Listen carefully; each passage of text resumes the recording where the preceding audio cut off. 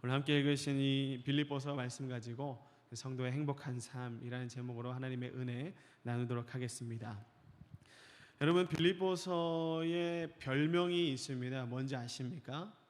그것은 따라해 보겠습니다. 기쁨의 서신, 희락의 편지.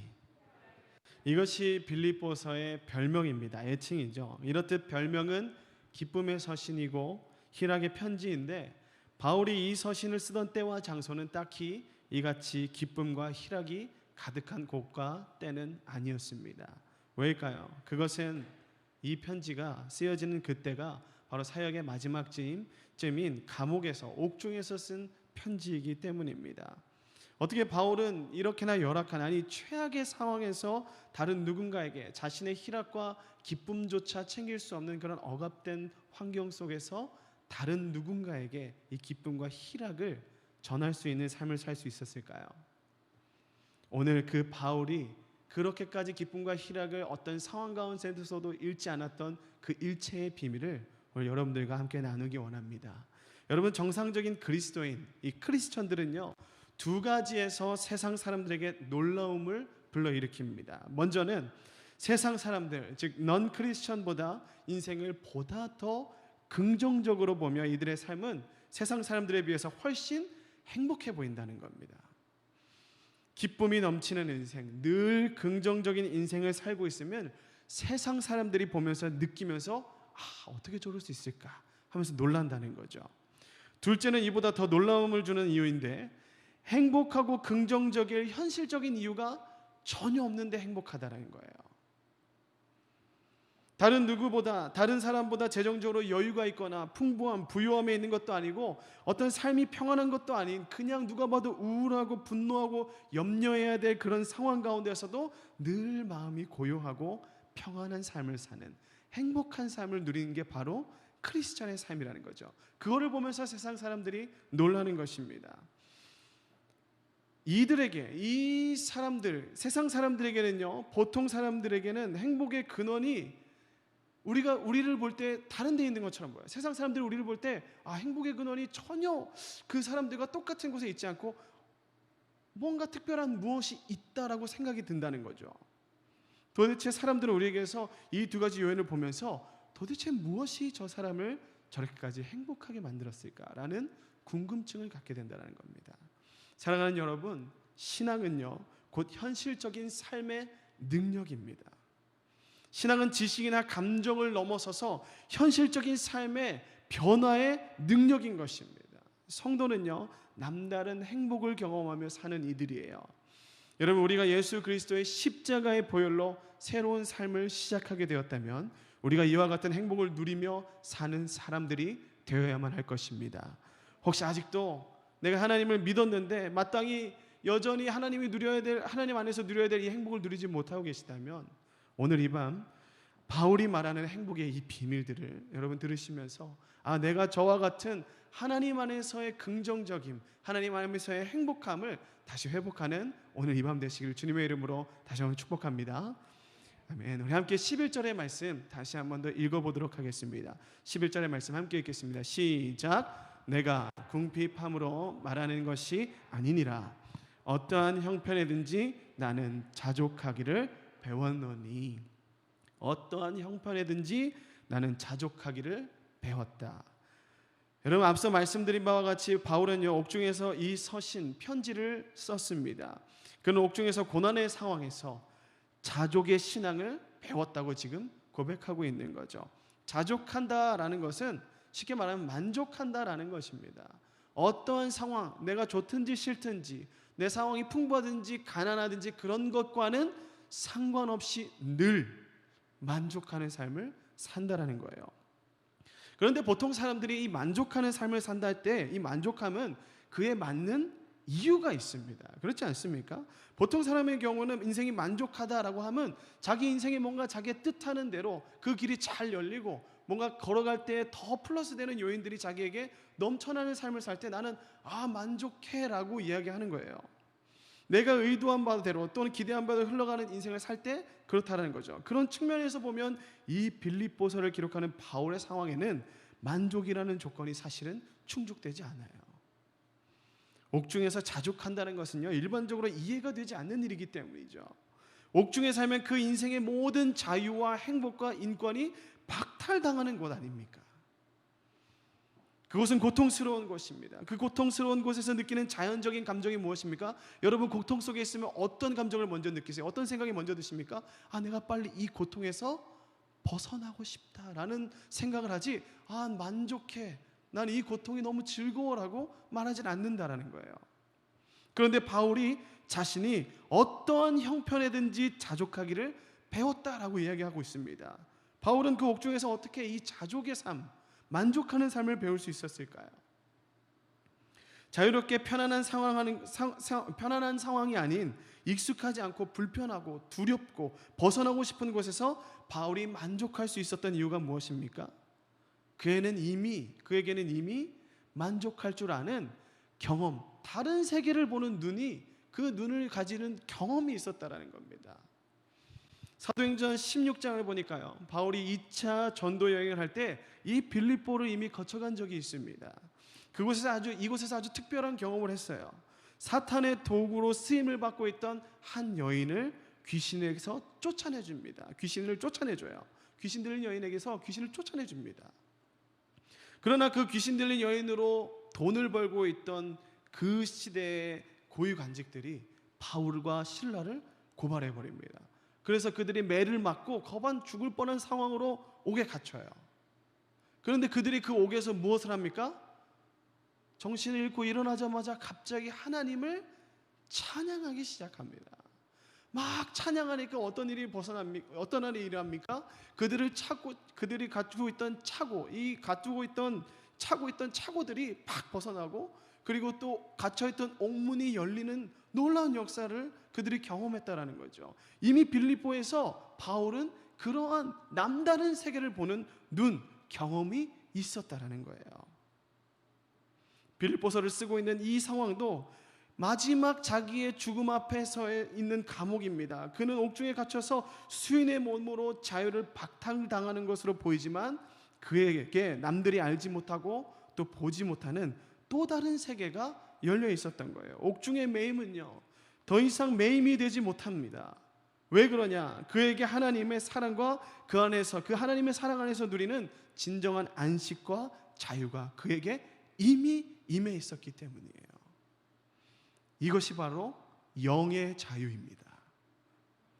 비록 육체는 매였으나 영은 하나님으로 말미암아 자유한 것입니다. 영의 자유는 육체의 속박을 더 이상 그 속박으로 여기지 않게 만들어주는 거예요. 여러분, 그리스도인은 영으로 사는 존재인 줄 믿습니다.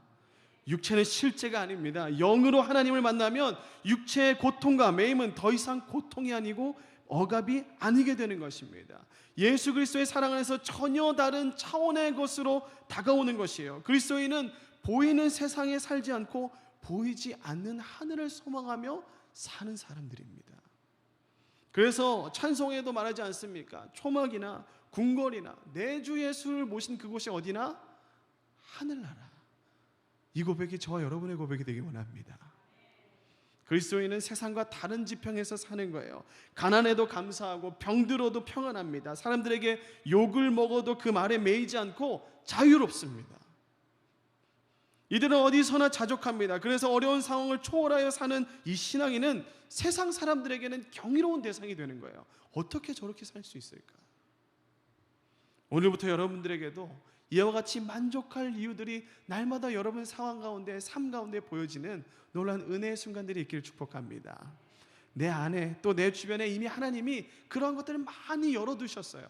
허락해 주셨습니다. 우리는 그러한 것들을 발견하면서 은혜 속에서, 감사함 속에서 살기만 하면 되는 것입니다. 할렐루야. 우리가 그러한 삶을 살아야 되는 사람들입니다. 바울이 그러한 삶을 살고 있던 거예요.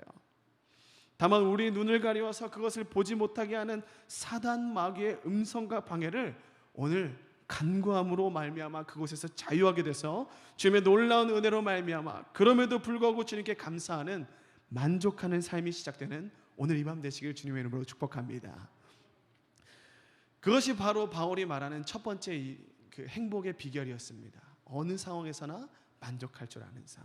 두 번째로 바울은요, 자신이 비천에 처할 줄 아는 사람이다라고 말합니다. 본 말씀 12절의 말씀 다시 한번 읽어보겠습니다. 12절입니다. 시작. 풍부에 처할 줄도 알아 모든 일 곧 배부름과 배고픔과 풍부와 궁핍에도 처할 줄 아는 일체의 비결을 배웠노라. 나는 비천에 처할 줄도 안다. 비천에 처할 줄 안다 하면요, 비천한 상황 가운데서도 기쁨을 잃지 않는다라는 말입니다. 고린도후서 11장 23절에서 27절에는요 그가 어떤 사역 중에 어떤 고난을 겪었는지가 너무 자세하게도 기록이 되어 있습니다. 여러분, 이 바울이 당한 고난을 우리 함께 같이 읽어보겠습니다. 고린도후서 11장 23절에서 27절의 말씀 우리 함께 읽어보겠습니다. 시작.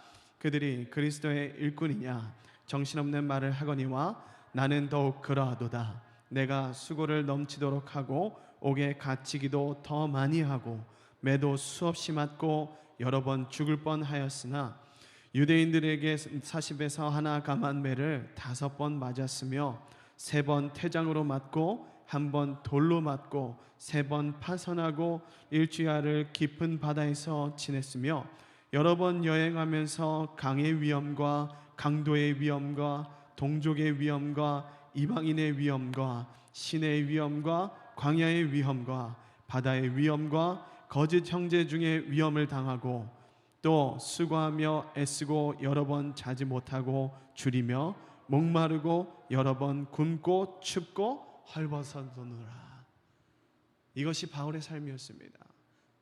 이것이 바울의 사역의 모습이었습니다. 바울은 사역 중에 처하는 모든 굶주림, 목마름, 추위, 헐벗음, 육체의 고난과 정신적 박해 속에 그곳에 처하면서도 그 가운데 적응해 갔고 그 속에서도 하나님께서 주시는 만족을 찾아서 감사했던 삶인 거예요. 위와 같은 고난들은 그에게 잊어버리고 싶은 과거, 마치 우리에게 있는 어떤 트라우마 같은 것이 아니고 그에게는 더 이상 그런 것들이 아닌 훈장이요 자랑이 되어버린 것입니다. 사랑하는 여러분, 비천에 처하는 것은 믿는 백성들에게 하나의 테스트와 같습니다. 우리의 신앙이 어떤 수준인가는 이 비천에 처했을 때, 즉 고난의 때에 어느 정도인지 드러나게 되는 것입니다.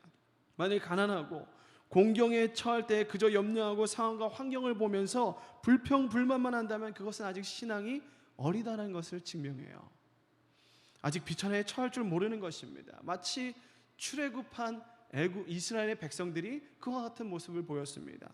그들은 홍해 앞에서 두려워했어요. 그들은 거친 광야를 만나서 불평분만했습니다. 그들의 입에서는 굶주림과 목마름에 가득한 그 현실로 인한 불평들이 가득했습니다. 그런데 오늘날 많은 그리스도인들이 이 광야 속의 이스라엘 백성과 같이 이 현실에 휘둘리면서 그에 따라 감정적으로 반응하며 사는 것을 보게 됩니다. 상황에 매여 사는 인생은 여전히 육에 속한 그리스도인입니다. 그리스도를 제대로 온전히 이해하지 못한 사람들이라는 거죠. 다른 이들처럼 부요를 갈망하고 가난하게 되면 두려워하고 눈에 보이는 어려움들을 따라 싸우고 또 염려합니다. 입술은 하나님을 믿는다, 예수 그리스도를 따른다 말하지만 여전히 육체를 신뢰하는 삶을 살고 있다는 거죠. 그러나 바울은 오늘 말씀을 통해서 비천에 처할 줄 안다라고 하는데, 이는 가난하고 욕을 먹어도 감사하고 기뻐한다는 뜻이고, 또 이것은 절 따라해 보겠습니다. 내가 온전히 죽고 오직 내 안에 주님이 산다는 것입니다. 오직 내 안에 누가 산다고요? 주님이 산다는 것이에요. 주님이 내 안에 살면, 내가 내 안에서 죽고 주님이 내 안에 살면 이 현실이, 이 또 두려운 현실들이 그렇게 분노하고 어려워야 될 상황인데 주님이 내 안에 살아계심으로 말미암아 오히려 그것들로 감사하는 삶이, 그것이 인정되어지고 주님 앞에 드려지는 삶이 되어진다는 것이죠. 지금 이 시기에 비천에 당한 성도님들이 얼마나 많겠습니까?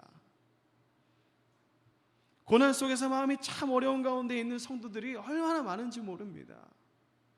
그러나 사랑하는 수요 성도 여러분, 이것을 꼭 기억하시기 바랍니다. 예수 안에 있는 자에게는 비천에 처하는 것은 결코 불행이 아닙니다. 왜? 믿는 백성들이 비천에 처하는 것은 지금껏 육체로 살았던 자가 이제는 영으로 사는 자가 되는 기회를 얻게 되는 것입니다. 땅에 살던 자가 하늘에 사는 길로 들어서게 되는 것이죠. 바울처럼 세상이라는 그 옥중에 매인 자나 영은 자유롭고, 육체가 자유로울 때는 슬퍼하던 자가 오히려 옥중에서도 감사하게 되는 반전의 삶, 그것이 그리스도인들의 삶입니다. 그것이 저와 여러분들의 삶입니다. 우리가 이와 같이 비천에 처할 줄 아는, 나는 죽고 온전히 예수 그리스도로 살아가는, 세상의 영향을 받지 않고 되려 세상의 영향력을 끼치며 살아가는 주님의 백성들이 되길 축복합니다. 마지막으로 바울은 자신이 비천함 뿐만 아니라 풍부함에도 처할 줄 아는 사람이다라고 말합니다. 다시 한 번 더 11절 후반부 말씀인데요, 이 풍부에 처할 줄도 알아, 이 부분부터 다시 한번 읽어보겠습니다.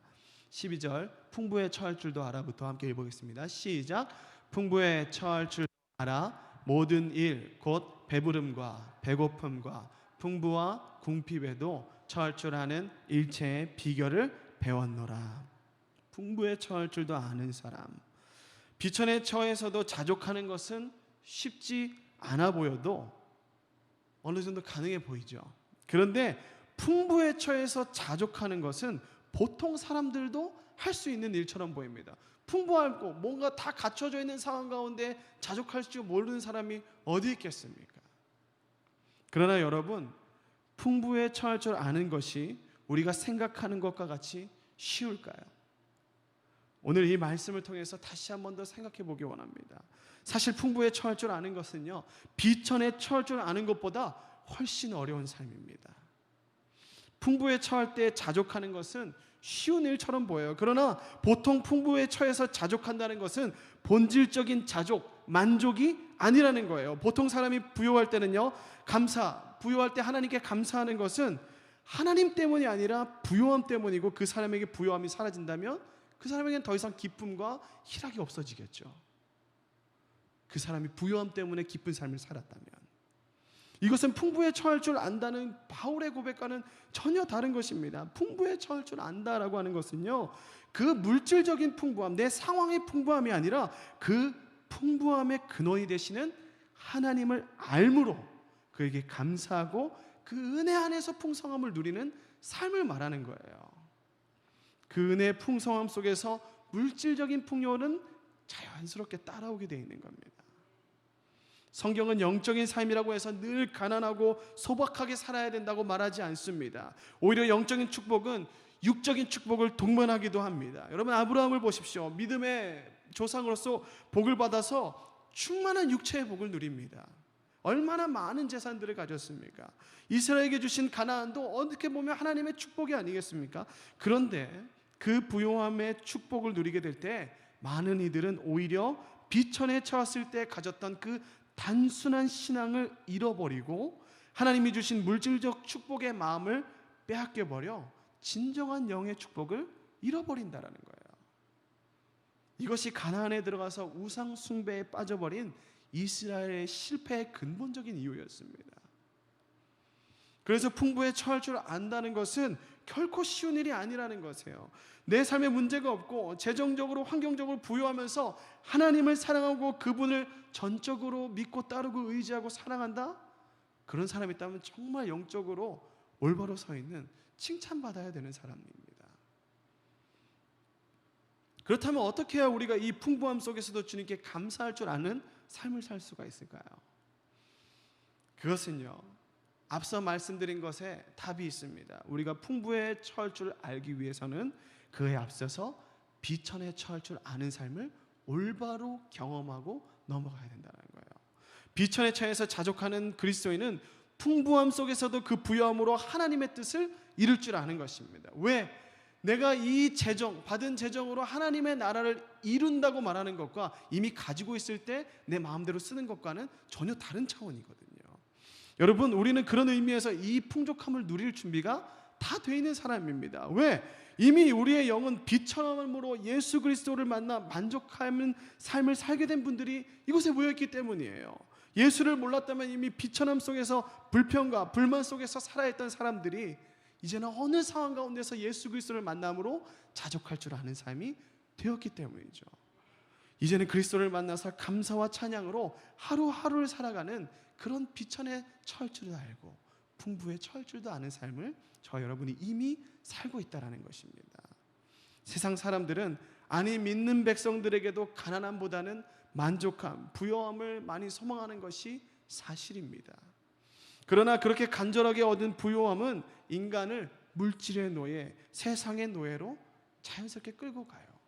내가 그렇게 하고 싶지 않아도 그 물질과 상황이 나를 그렇게 끌고 간다는 말입니다.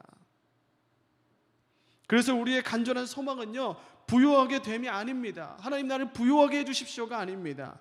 비천할 때도 풍족할 때도 그 어떤 상황에도 주님으로 말미암아 감사하며 만족할 줄 아는 삶을 살게 해달라고 주님께 간구해야 되는 것입니다. 그럴 때 우리에게 풍부함이 찾아오는 거예요. 그 풍부함으로 말미암아 우리가 그 풍부함을 어디에 사용해야 되는지도 하나님이 알려주시기 때문입니다. 어떠한 상황 속에서도 만족할 줄 아는 삶, 비천함 속에도 풍족할 줄 아는 삶, 그것이 바울이 말하는 행복한 삶의 비결이 되는 것입니다. 우리 마지막으로 13절의 말씀을 한번 읽고 말씀을 좀 마무리하도록 하겠습니다. 우리 13절의 말씀 함께 읽겠습니다. 시작. 내게 능력 주시는 자 안에서 내가 모든 것을 할 수 있느니라. 아멘. 여러분, 이것이 사도 바울의 사역의 근본적인 힘의 근원이었습니다. 여러분, 사역할 수 있는 힘의 근원이 바로 이 말씀입니다. 어느 정도 신앙을 하고 또 성경을 읽으면서 주님의 뜻을 헤아리기 시작한 분들이라면요, 사실 오늘 함께 나눈 이 말씀들에 대해서 어느 정도 인정하고 긍정하면서 또한 동시에 고민되는 부분이 하나 있습니다. 그것이 뭐냐면, 그것은 내가 그렇게 아는 만큼 하나님께 행동으로 보이지 못하는 나의 현실이 보일 때 그 고민이 심각해져요. 주님이 주신 것으로 만족하고 싶어요. 또 내가 비천함 속에서도 주님이 주신 것으로 자족하고 싶어요. 또 풍성함 속에서도 주님으로 인해 어떻게 그것을 사용해야 할지 알며 그렇게 주님께 묻고 사용하고 싶어요. 그런데 그걸 몰라서 혹은 그 마음을 지키기 싫어서 지키지 않는 것이 아니라 순간순간 그 하나님의 뜻과 생각을 잃어버리는 우리 인간 피조물로서의 한계를 우리가 가지고 있다는 겁니다. 그렇다면 우리가 신앙의 방향성에 대해서 다시 한 번 더 고민을 해봐야 될 것입니다. 성경을 읽고 그 뜻대로 따르고자 한다면 우리는 성경에 쓰여져 있는 그 문자 그대로를 행하는 것도 너무 중요하지만 그 속에 있는 그 말씀 속에 있는 하나님의 뜻을 더 깊게 봐야 된다는 것이죠.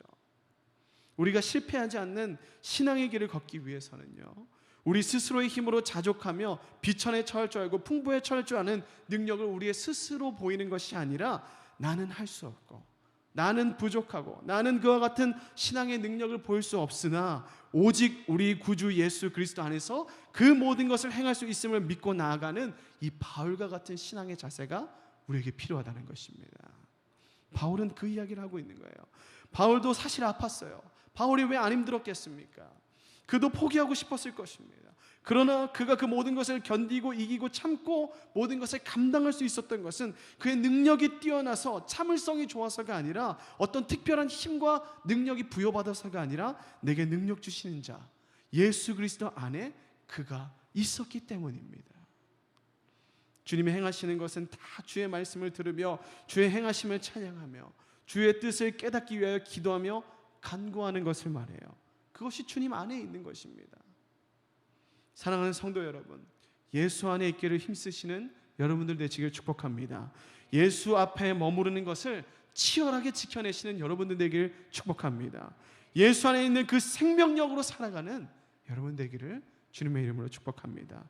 우리가 그 안에 거함으로 말미암아 행복한 삶, 만족한 삶을 살게 되는 것입니다. 그 안에 거함으로 말미암아 비천에 처할 줄도 알고 풍족함에 처할 줄도 아는 삶을 살게 된다는 것이죠. 이와 같이 주님 안에 거하는 만족에서부터 우리의 삶의 행복이 시작됩니다. 그 만족은 주 안에서 누릴 수 있는 믿는 자들만의 특권입니다. 여러분, 세상 사람들을 보십시오. 많은 것을 가진 사람들은 그것을 지키기 위해서 또 다른 고민을 하기 시작합니다. 그러나 우리는 그런 고민이 없지 않습니까? 있으면 주님의 나라를 위해서 쓰고 베풀고 나누고 섬기는 것에 우리는 아낌없이 그것을 쓰라고 이미 명령받았고 그대로 마음이 그 행함이 벌써 여러분들 삶 가운데 있지 않습니까? 오늘 이 밤 주님 안에 있는 여러분 주님 안에서 여러분의 감정을 토해내십시오. 여러분 안에 있는 많은 것들을 주님께 토해내세요. 하나님께서 그 모든 상황과 주님께서 주신 그 상황으로 만족할 수 없는 내 자신을 보시고 오늘 이 밤 기도하며 간구하는 자들에게 그 만족하는 삶을 어떻게 살아야 되는지를 구체적으로 가르쳐 주실 것입니다. 간구하는 자들에게만 얻어지는 참 열려있지만 감춰져 있는 이 역설적인 비밀이 오늘 이 밤 여러분들의 것이 되기를 주님의 이름으로 축복합니다. 소망이 있는 우리에게 내일은 행복으로 다가올 것입니다. 그렇게 주님 안에서 평생 행복한 삶을 살아내는 저 여러분이 되기를 주님의 이름으로 축복합니다. 함께 기도하겠습니다. 주님의 은혜 안에서만 이 모든 것이 가능함을 믿습니다. 우리가 그 믿음으로 기도할 때 하나님께서 우리의 기도와 간구를 들어주실 거예요. 오늘 이 밤 여전히 마음이 답답한 분들 주님 앞으로 나오시기 바랍니다. 내가 주님을 믿고 있는데, 내가 주님을 따르고 있는데, 내가 주님을 경험했는데 내 여전히 왜 내 삶에 만족이 없나? 왜 여전히 내 삶은 행복하지 않을까?